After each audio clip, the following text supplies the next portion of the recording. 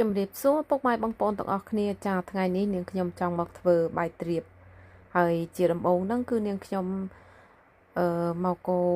ល្ងហើយអង្គនាងខ្ញុំហ្នឹងគឺខ្ញុំលាងដាំនៅក្នុងឆ្នាំងខ្សែភ្លើងបងប្អូនព្រោះអីនៅខ្ញុំមើលគេតាម YouTube គេមានចំហុយវិធីក្បួនរបស់គេតែក្បួនរបស់ខ្ញុំហ្នឹងគឺខ្ញុំដាំនៅក្នុងខ្សែភ្លើងតែម្ដងដល់ពេលបាយខ្ញុំឆ្អិនហ្នឹងគឺខ្ញុំយកមកកូរជាមួយនឹងខ្ទិះខ្ញុំអត់អញ៉េអញ៉ៃត្មងគឺខ្ញុំអង្គលាងហើយគឺដាក់នៅក្នុង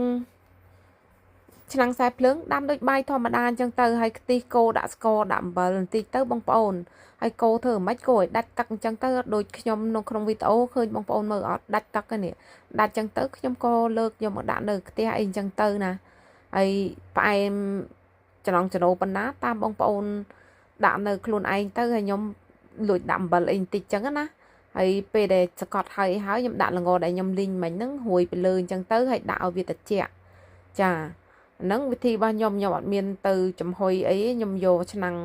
ខ្សែភ្លើងដាំដូចដាំបាយតែម្ដងនិយាយទៅធៀបខ្ញុំគឺធ្វើអញ្ចឹងឯងលើកទី1ដែរនេះបងប្អូនហើយព្រោះខ្ញុំឃើញគេធ្វើ YouTube គេដូចជាមានចំហុយអង្គចំហុយអីតែនឹងខ្ញុំនឹកឃើញថា